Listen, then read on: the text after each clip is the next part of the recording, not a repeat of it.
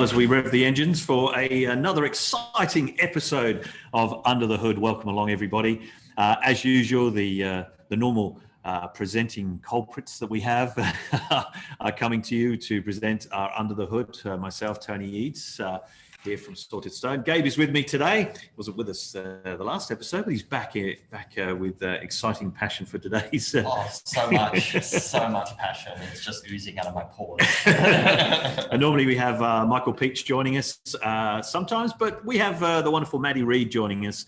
And Maddie's coming all the way from our wonderful Perth office. A very good morning to you, Maddie Reid. Good morning.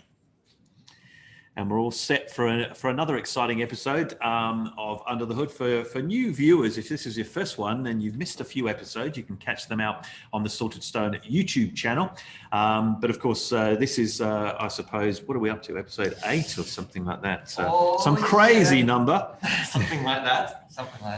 But don't forget to subscribe if you haven't already, because these come out every week, don't they, Mr. Eads? They do every single week, yeah. So don't miss one of them. Let's talk about today's episode, seeing as we're actually getting underway. Customer intelligence is what we're going to be talking about on the episode for Under the Hood with HubSpot this week. A couple of points there, as you can see on the screen. Unlock a competitive advantage with conversation AI.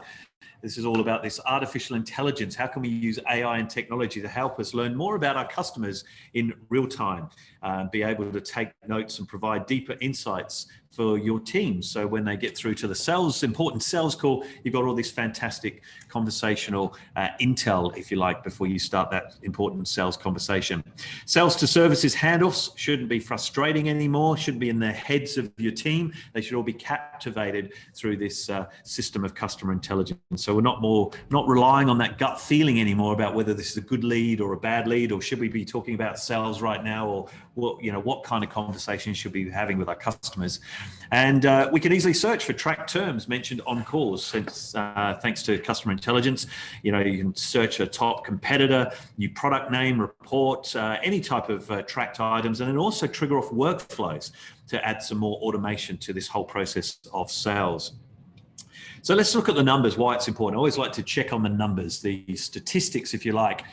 Younger customers are more interested in a great service than ever before. 74% of Gen Zs and 67% of millennials are saying that they've actually stopped purchasing from at least one brand that broke their trust just within the last year. So you can see how easy it is to lose a customer that's taken you so long to bring on board just because of poor customer service. 90% of global consumers decide whether to use a business based purely on customer service. And that's an interesting one. Regardless of the product, the service, the price, it's the customer service that makes the difference between these. That's what you pay for most, isn't it? You know what I mean? Well, that's what you cherish most. I think that's what keeps you coming back, isn't it? More and more. 69% of customers want to find the solution to their problem by themselves, which is again an interesting one. And we've covered this on previous episodes about, self-service automation. But fewer than 1/3 of companies have self-service options. So, customers seem to be ahead of the businesses that are supporting them. So we need to be thinking about how do we keep up with the customers of today. Customer intelligence, what is it? Well, basically the process of collecting and analyzing information about your customers to understand them on a more personal level. And again, Gabe, we've talked about personas and really understanding our customers like more deeper, right, than demographics. Yeah, I don't think there should be a confusion in what customer intelligence stands for. I think this is a good sort of summary point here. A lot of people probably confuse it being like thinking that their customers aren't that intelligent, but it's more so, I think, to the point that they're informed these days and they are enabled to communicate with you in multiple ways, more ways than there ever used to be. And I think that last stat you showed about, how there is fewer than 1/3 of companies that allow for that kind of enablement for their customers to make the transaction easier.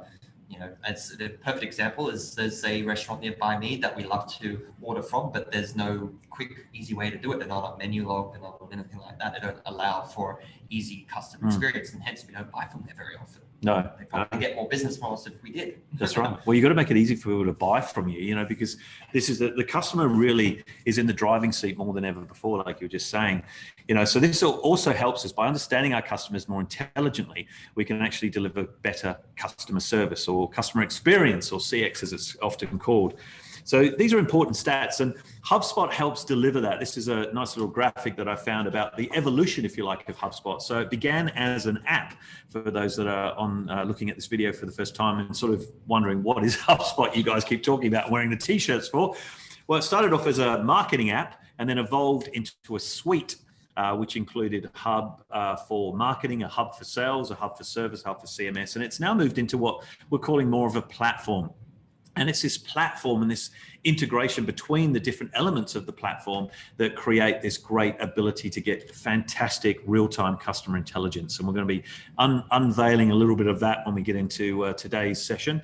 But also, where does the data come from? Like, for us to get really intelligent about our customer, we need to understand, well, what kind of data are we going to be capturing? So some of the ideas here, you can obviously capture current customer data and analytics straight through your CRM. And as you saw before from that graphic, the CRM sits at the basis of the whole of HubSpot's ecosystem. You can run surveys, you can do focus groups, campaign results. Obviously, we covered, again, campaign in an earlier episode of Under the Hood, the campaign tools that are built into HubSpot.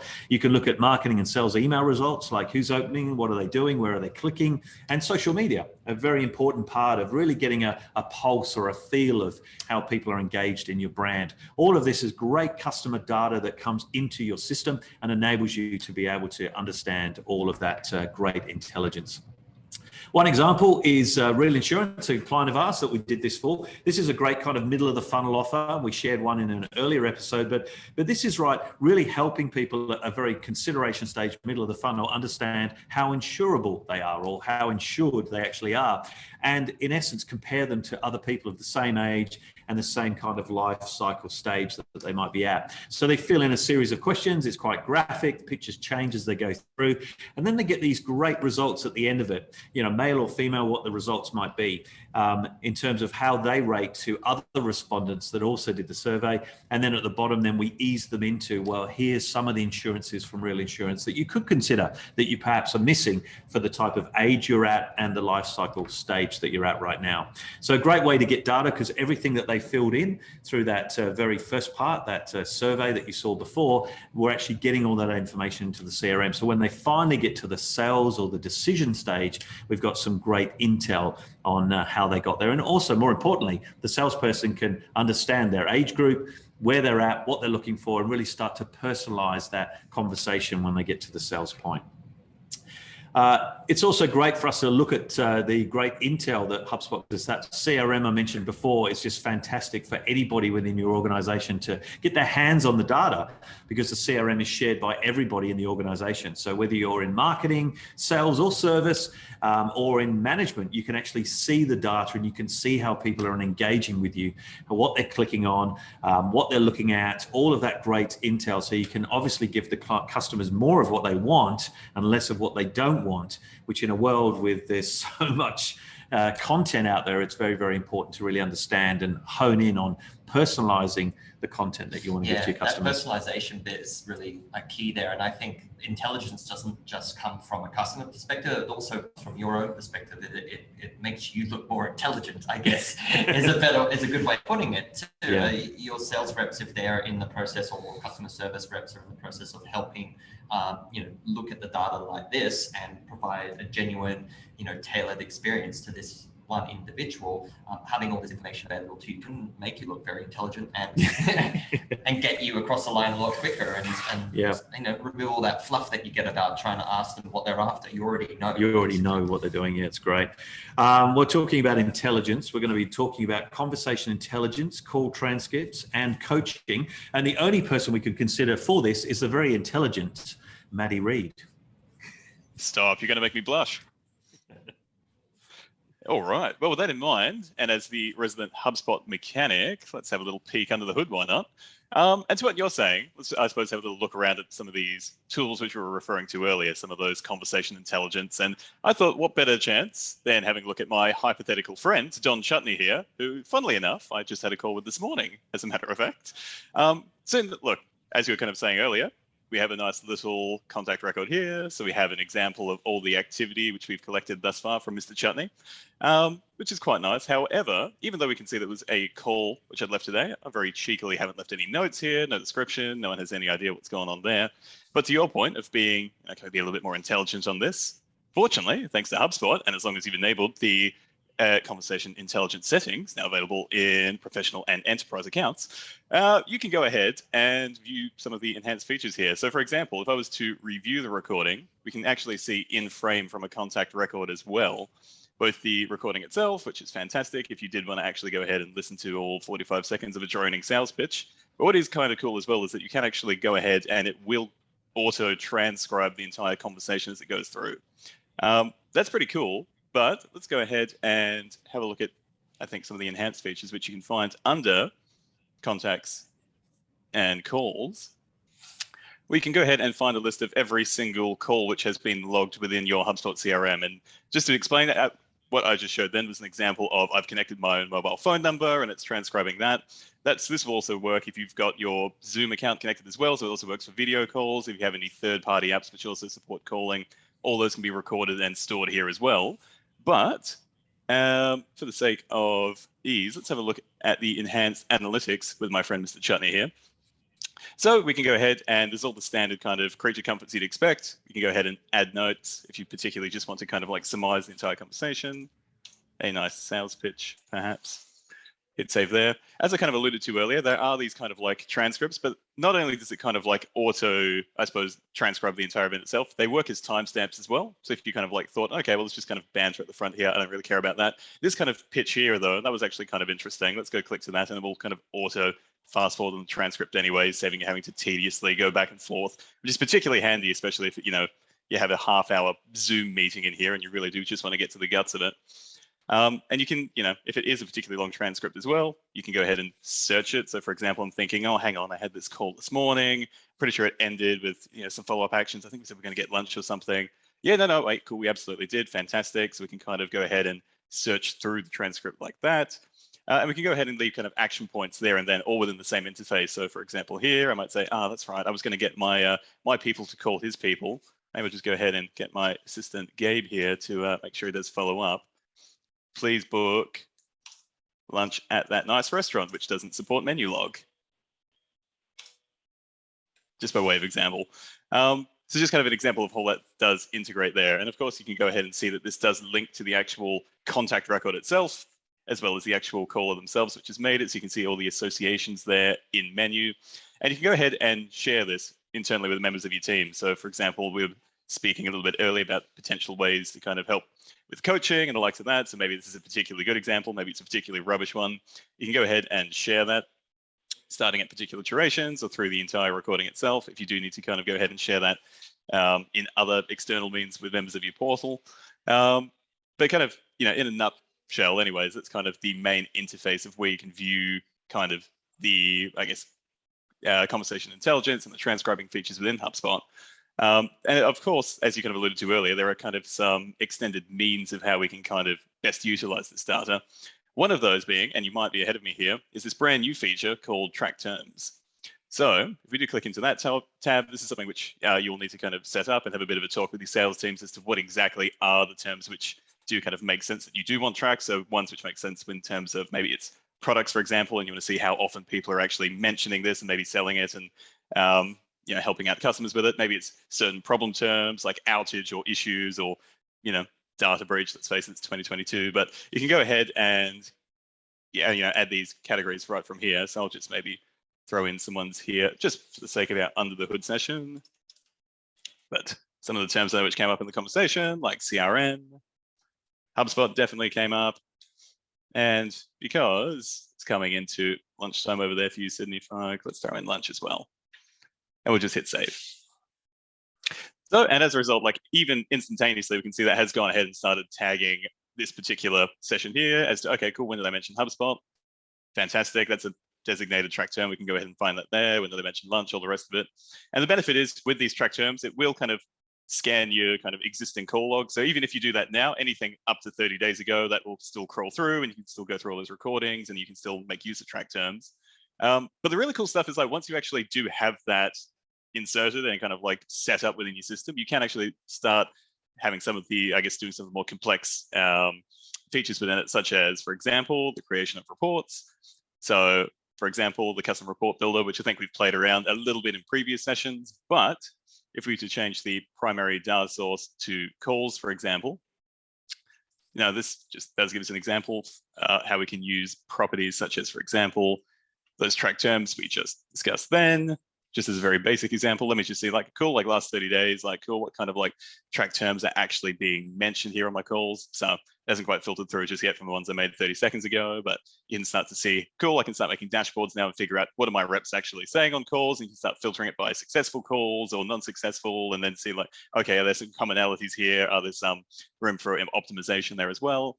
And as I think you alluded to, Tony, during the opening decks, there's also the ability to use this within workflows, which I believe is only maybe a couple months old now, the ability to actually do this, but it does allow you to go into activity properties. I'll just hit refresh because we did just make those track terms then. But for example, maybe if there were certain track terms, for example, lunch was mentioned. So I will actually automatically set a notification to go to maybe whoever typically starts planning my calendar to say, hey, cool, please, review this activity feed here and go ahead and actually, take the desired action. If it's kind of, you want to send an external notification as well, all the usual functionality you do have from workflows is available, but now we're able to trigger it off the actual track terms which you get from the conversation intelligence tools. I burned through that rather quickly, but any questions from yourself, men in Sydney? Loads of questions for you, Matty Reid. Always. Mostly existential ones. But look, I think those particular reporting things is what I was going to ask you about too. And sort of from a user perspective, if you've got a version already of HubSpot, what kind of tier level would you, get most value out of when you invest your time in HubSpot and setting things up like this? In terms of actually make it like in terms of like access level and the likes of that. So it does stagger relatively. So the thing with calls is everything from starter does have access to it. So I think even if you do have basic access, start tinkering away with it, but where you really start getting some of the meat and some of the guts of it does come into professional, and then further so with enterprise. So I believe it's Service and Sales Hub Professional is where you can actually start making use of some of these conversation intelligence tools. But you will find kind of, it is one of those pieces where kind of the more access you have, the more kind of like faucets you get, the more granular you can get, the more data points you have access to, and then you can finally, get a little bit more robust. For example, using these track terms, for example, that's professional feature. And that's where, I think you will start seeing some color start to come to some of the tools of what you have access to here. I think it's awesome as well. If I'm correct here, like from a coaching perspective, right? So if I'm a sales manager and for whatever reason, like we're only, our conversion rates are only maybe like out of 5 sales calls, they're only converting maybe 1 out of 5. As a sales manager, I can look at these transcripts, run those key points to see if people are actually talking about specific products or whatever that might be, and actually help people in a way from a sales manager's perspective, coach the sales team to perhaps be more successful and have those conversations relevant to what is going to be more success. Yeah. Fantastic. Absolutely. Yeah. And kind of to some of the like tools we were going through earlier, I was kind of using it as an example to kind of like manage your calendar, for example, but from coaching, you can go ahead and share right from maybe a point in this transcript and say, hey, Gabe, by the way, in the interest of kind of like coaching and improving, check out what Matt did here at this point in time. Look at how he kind of sold the new product offering. Wasn't pushy, wasn't intrusive. You actually had a bit of conversation there, a bit of banter. See if you can't like learn anything from this. And it does kind of, at least then it removes, I think, some of the ambiguity. You don't have to go and kind of use 80s style kind of motivational posters and always be selling and always be closing and all the Glenn Ross. So what's wrong with those? they worked in their time. Yeah, no, I think it does make total sense because you've got to start. I think one of the things that we get out of these sessions is think about your whole team as one, as I think I've called it often, the revenue team. Like it doesn't matter whether you're in marketing or in sales or in service. looking at this conversation that you've had or someone's had, it's not so much picking on them to say, well, could you had it better, but what can we learn from the conversation, right? Because the transcript is going to see it both ways. You're going to see, in your case here, this example, not just your conversation with Don Chutney, wonderful name, by the way. Is he a real person? Strictly hypothetical. Apologies to all the Don Chutneys in the audience today. There's sure nothing you're wrong less with Don Chutney. but my point is you're seeing Don Chutney's responses, right? And that's kind of really the customer intelligence we're trying to get across is, regardless of the questions you're asking or whatever, it's how is Don Chutney responding to some of those conversations that the rest of the sales team and the rest of the marketing team or even service team can learn from. Absolutely, yeah. And definitely get a sense of kind of, as you were saying earlier, get a sense of that kind of shared history, for lack of a better word. For example, if you are picking up from a service perspective, it's like, oh, hang on, have they already done the spiel on, or the upsell or something else? I'll just quickly check the, the activity feature there or the activity log on the record, have a look through the transcript. And, usually these spiels do contain the same kind of keywords and that sort of thing. So let's make sure we're not, bombarding them with the same messaging again and again and again. It does make sure that everyone does have that shared brain almost, if you will, when it comes to managing that relationship. Yeah, cool.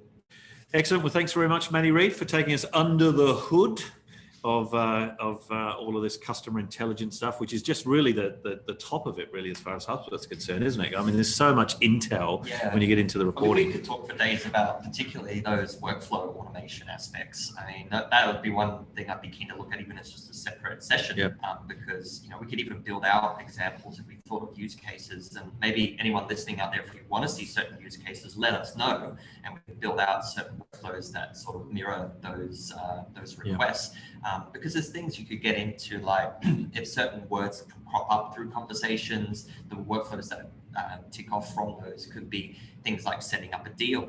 There could be, triggering a third-party app that you have connected to your HubSpot account already, or a text message, something like that. Like if they say, let's book a meeting. If you have that key term come out of that conversation, book a meeting, immediately go to your meeting link and send out that to book in that meeting straight away. So all these things that you can circumvent usual things spent wasting time, sending a link, emailing, all those gaps that you can close to get that deal across the line faster, that is, I think something really worthwhile investing time and energy into, especially, if you are in a particularly competitive field where time is of the essence. Workflows and automations are truly, God's gift to getting you across the line quicker. Well, I think we all live in a world, don't we, where time is the new commodity. If you can save some time from some of those manual tasks by using automation, and I think that's where HubSpot really shines, is being able to trigger that off. So there's one for you, Maddie. We'll maybe do take this to a version 2 or level 2, if you like, of how you pick a particular trigger word and trigger off a workflow. No, I'll get in touch with Don. We'll set something up. Yeah, can we see Don? I've heard his chutney's really good. It'll be me with a moustache, you know that. Yeah, the many disguises of Maddie Reed. Maddie, thanks very much for taking us on that. This was, of course, wonderful conversation intelligence and call transcripts and coaching. A complete mouthful, but Maddie did really well taking us through that one. On the next edition of Under the Hood, we go tickets and surveys with Gabe. How do you look after the customers you actually have by using a ticketing system? So we'll be focusing on the service hub aspect in the next episode of Under the Hood. But thanks for joining us for this one.